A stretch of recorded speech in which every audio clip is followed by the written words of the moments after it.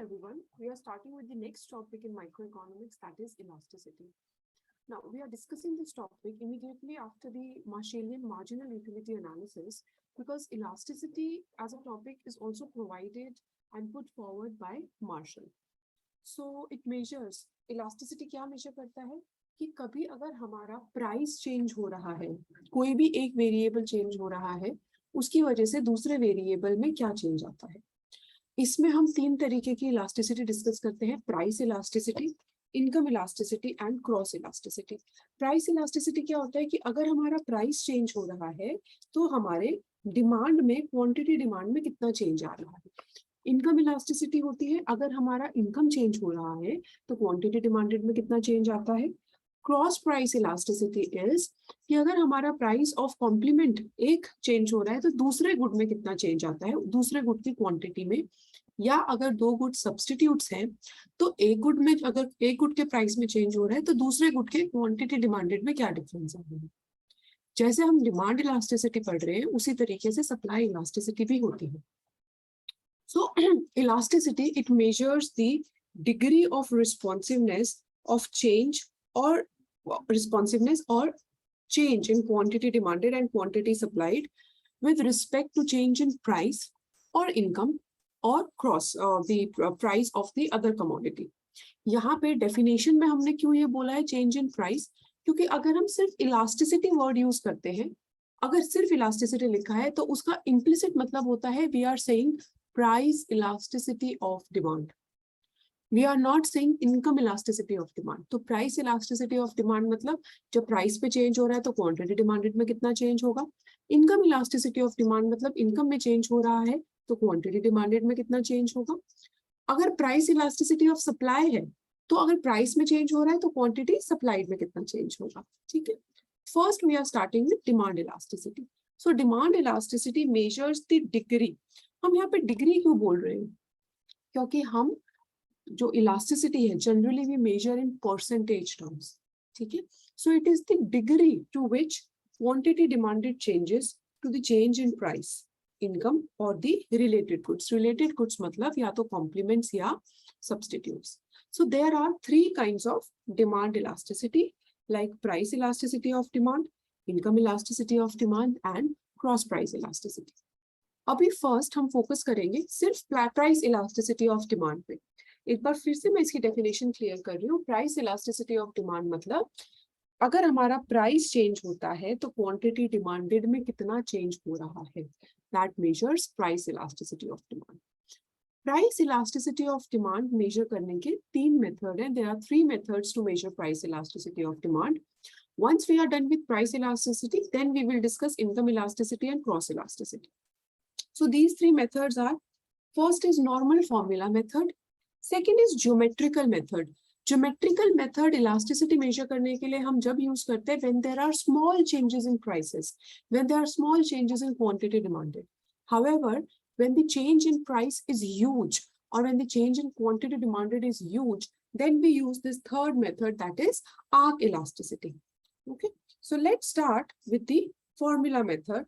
Price elasticity of demand, it means the degree of responsiveness of quantity demanded. कितना quantity demanded respond कर रहा है of a good to the change in price. The formula for elasticity, price elasticity of demand.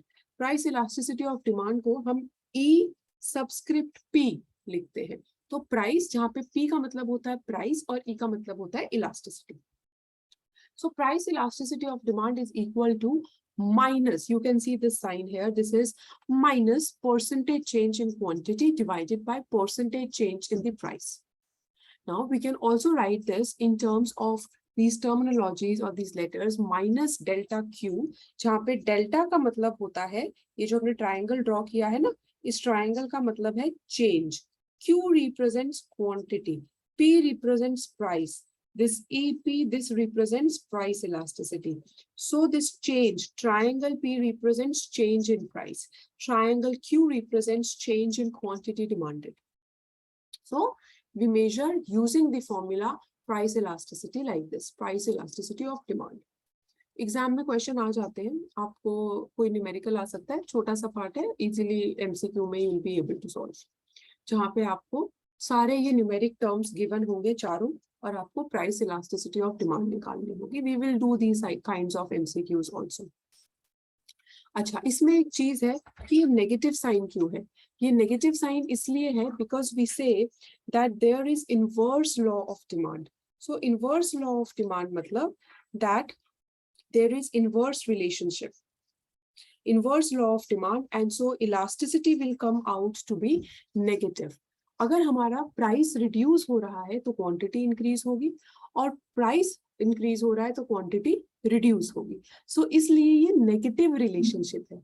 अब इस negativity को positive करने के लिए, नेगेटिव रिलेशनशिप है इसलिए हम माइनस साइन देते हैं, ताकि हमारा जो भी नंबर आए प्राइस इलास्टिसिटी का, वो नंबर हम लोगों का एक नंबर आए, उसमें कोई माइनस चीज ना हो. But it is understood that when we are talking about price elasticity of demand, it is negative. So in order to make this price elasticity of demand a positive number, we have put negative sign in formula. It does not have any more implication or justification. और कोई reason नहीं है ये negative sign use करने का. Okay. So this we did normal formula price elasticity of demand. Next is, अगर हमें कई बार क्या होता है, we need to identify कि हमारा किसी भी प्रोडक्ट का अगर प्राइस रिड्यूस कर रहा है या इंक्रीज कर रहा है तो उसका टोटल एक्सपेंडिचर पे क्या इफेक्ट होगा, और वहां से हम क्या इलास्टिसिटी के बारे में कंक्लूजन दे सकते हैं. यहाँ से भी एमसीक्यूज क्वेश्चंस आते हैं. Now so there are various types of elasticities. We will discuss those types of elasticities also. First is, suppose हमारे किसी गुड का प्राइस रिड्यूस हुआ है और टोटल एक्सपेंडिचर सेम है, तो हम बोलते हैं प्राइस इलास्टिसिटी हमारी इक्वल टू 1 है. ठीक है. What do we actually mean by this, that हमारा इलास्टिसिटी यूनिट इलास्टिसिटी है. So in this case suppose हमारा प्राइस है 5, ठीक है, और अभी हम इसकी क्वांटिटी परचेज कर रहे हैं से 4, तो हमारा जो टोटल एक्सपेंडिचर हो रहा है इस पे, that total expenditure is 5 into 4, 20 rupees. वही सपोज अभी प्राइस हमारा रिड्यूस हो गया 4, और अब हम इसकी क्वांटिटी परचेज कर रहे हैं 5, तो यहाँ पे भी जो हमारा टोटल एक्सपेंडिचर है वो तो सेम ही रहा ना, 20. सो बेसिकली हमारी जो प्राइस इलास्टिसिटी इसमें अगर आप कैलकुलेट करोगे, that will be equal to 1. उसी तरीके से अगर हमारा किसी प्राइस का, किसी क्वांटिटी का प्राइस रिड्यूस हो रहा है और उसका टोटल एक्सपेंडिचर भी रिड्यूस हो रहा है, तो हम बोलेंगे कि वो हमारी इलास्टिसिटी लेस देन 1 है, इनइलास्टिक है. ज्यादा चेंज क्वांटिटी डिमांडेड में नहीं हो रहा, क्योंकि अगर ज्यादा चेंज होता तो प्राइस के रिडक्शन की वजह से क्वांटिटी इंक्रीज होनी चाहिए थी, पर वो क्वांटिटी इंक्रीज नहीं हो रही है. इसका मतलब वो एक नेसेसिटी गुड है और हमारा वो इनइलास्टिक है.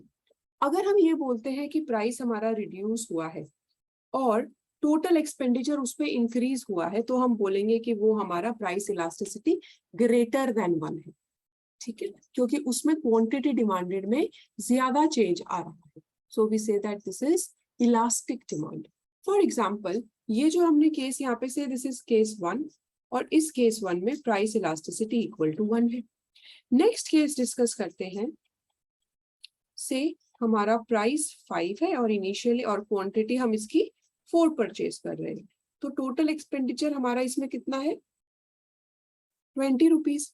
Now suppose the price is reduced to 4 rupees and the quantity that we are purchasing is now also reduced to 3 units. ठीक है. सो इस केस में, या सपोज आपकी क्वांटिटी सेम भी रहती है, हम इंक्रीज नहीं कर रहे, तो 4 into 4 16, तो प्राइस रिड्यूस हुआ तो हमारा टोटल एक्सपेंडिचर भी रिड्यूस हुआ. So in this case we say that this is less than 1. Elasticity अगर आप इसकी formula से calculate करोगे, so it will be less than 1. Now suppose there is case 3, price say initially 5, quantity is 4, and total expenditure is say 5 into 4, that is 20 rupees. Now suppose that the price has reduced and you love this good very much, as a result of which you increase the quantity because now real income has also increased. Now suppose that you purchase 6 units of this good, as a result of which the total expenditure increases to 24. So in this case, now when you will calculate the price elasticity of demand using the formula that we have discussed on the previous page, you will get elasticity of demand is greater than 1. So this is how we can actually relate total expenditure, prices, and we can conclude about the price elasticity of demand. Now, this was one method when we want a particular number associated with the elasticity of demand. Now we will move on to the second method in order to understand the price elasticity of demand. Second method is geometrical method. This method was also put forward by Marshall. ये हमारा जब भी हमारे छोटे change होते हैं ना prices में, quantity demanded में, then we use geometrical method. Now in this case, this red line that you can see here, this red line I am highlighting with yellow, this red line, downward sloping line, it represents the demand curve. X-axis represents the quantity demanded and Y-axis represents the price. तो इसमें जब हम ये बोलते हैं geometrically हम कैसे identify करते हैं? The formula is lower segment divided by upper segment. Lower segment suppose हमें ये निकालना है कि point N जो हमें दिख रहा है यहाँ पे हमारी elasticity कितनी है? So here lower segment is NQ and upper segment is LN. So we can see that this is almost same. So we can conclude that elasticity at this point is equal to 1. Similarly, suppose हमें point P पे निकालना है, ठीक है? Elasticity at point P. तो यहाँ पे भी हम पहले क्या लेंगे?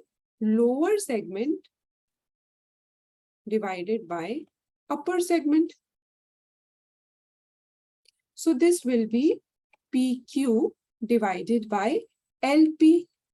We can see here very clearly that LP is greater than PQ. तो अगर हमारा denominator numerator से ज्यादा बड़ा है, then naturally elasticity will be less than 1. So we have written here elasticity is less than 1. Similarly, we can calculate for all the points. Okay. Therefore, we are concluding that in a single demand curve, as we can see on our screens also, elasticity is different at different points. At point L, elasticity is equal to infinity. At point M, elasticity is greater than 1. At point N, elasticity is equal to 1. At point P, elasticity is less than 1. And at point Q, elasticity is equal to 0. Geometrical method को हम point elasticity of demand भी बोलते हैं क्योंकि हम एक point पे determine कर रहे हैं, small changes के लिए determine कर रहे हैं. So geometrical method or point elasticity of demand is also is used when the changes are small. This was second method to comment on the price elasticity of demand. Let's now discuss the third method, that is arc elasticity of demand. ये method हमारा use होता है when the changes in the prices are huge. ठीक है? So we are saying that this method is used when the changes in prices are somewhat large and the price elasticity is to be measured over the arc of the demand, that is between 2 points of the demand curve. यहाँ पे हमने क्या किया geometrical method में एक point पे determine कर रहे हैं, but जब हमें 2 point हमारा changes बड़े हैं, तो बड़ा change मतलब अब हम point A से point B पे गए हैं, तो हमें 2 point के बीच में कितना change हुआ है, elasticity बड़ा change है ना, वो measure करना होता है. So in this case, the formula is delta Q divided by delta P, wherein this delta stands for change, Q stands for quantity demanded, and P stands for the price. यहाँ पे हम एक चीज करते हैं जो हमने इनिशियल फर्स्ट मेथड में यूज किया था ना फॉर्मूला में, वहां पे हमने क्या किया था, delta Q by delta P into P by Q. हमने ओरिजिनल प्राइस और ओरिजिनल क्वांटिटी ली थी. आर्क मेथड में डिफरेंस इज यहाँ पे हम P1 प्लस P2 लेते हैं, Q1 प्लस Q2 लेते हैं, मतलब हम जो हम लोगों का एवरेज है ना 2 पॉइंट्स का, वो चीज लेते हैं. सो यहाँ पे actually this is P1 by P2 divided by 2 and Q1 by Q2 divided by 2, पर वो 2 और 2 कट गया ना. So basically it is P1 by P2 divided by 2 divided by Q1 plus Q2 divided by 2. तो जब आप इसको solve करोगे, So you will get this number. So हमारा P1 plus P2 divided by Q1 plus Q2 आता है, वही method यहाँ लिखा है. So इसको मेजर करने के लिए instead of taking this original P and original Q, we take the average of new and old price and average of new and old quantity demanded. So we get this formula and अब हमें point A और point B के बीच में elasticity measure करनी है. एक example दिया है, एग्जाम में भी आपके ऐसे नॉर्मल क्वेश्चंस आ सकते हैं. Suppose that P1 is given to be 15, P2 is given to be 10, Q1 is given to be 100 and Q2 is given to be 200. Elasticity measure करेंगे हमारा 100 divided by 5, sorry, this should be actually 15 into 15 plus 10 divided by 100 plus 200. So we'll get the elasticity 1.66. So elasticity between these 2 points A and B, this is greater than 1. So the point to note here is that actually जो हमें elasticity measure करनी है, आप ये जो red curve देख रहे हो ना screens पे AB, ये curve की elasticity measure करनी है. But curve की तो elasticity हम ऐसे नहीं measure कर सकते. तो जो ये dash line मैंने black से draw की है, ये dash line का elasticity निकल रहा है. तो ये कर्व हमारा जितना ज्यादा इन डेप्थ होएगा ना, उतना ही ज्यादा डिफरेंस होएगा. So I am giving you 3-4 things. See suppose हमारा एक कर्व ये है, ठीक है, और एक कर्व ये है. सो अब इसके बीच में सपोज हम लोगों को इलास्टिसिटी निकालनी है इस और इस पॉइंट के बीच में, तो ये तो स्ट्रेट लाइन ऐसे आ गई. कर्व और लाइन के बीच का गैप बहुत कम है, बट अगर हमें यहाँ निकालनी है, यहाँ पे कर्व और स्ट्रेट लाइन के बीच का गैप बहुत ज्यादा है. जितना ज्यादा ये कर्व और लाइन का गैप होएगा, हम ये बोलेंगे उतना ही हमारा इलास्टिसिटी का अप्रोक्सीमेशन कम रिलायबल है, क्योंकि हमें ओरिजिनली कर्व का इलास्टिसिटी निकालना है, हम स्ट्रेट लाइन का निकालते हैं. So I've written this also, that one point to note is that this formula measures the arc elasticity over this dash straight line AB, which is actually the approximation for the arc elasticity along this true arc. So हम ये बोलते हैं जितना ज्यादा arc convex है, the greater the convexity between A and B, the greater the divergence between AB, and so we say the poorer will be the approximation for this curve AB. Okay, so with this we have covered 3 methods of price elasticity of demand. We have discussed formula method, we have discussed geometrical method, and we have discussed arc elasticity.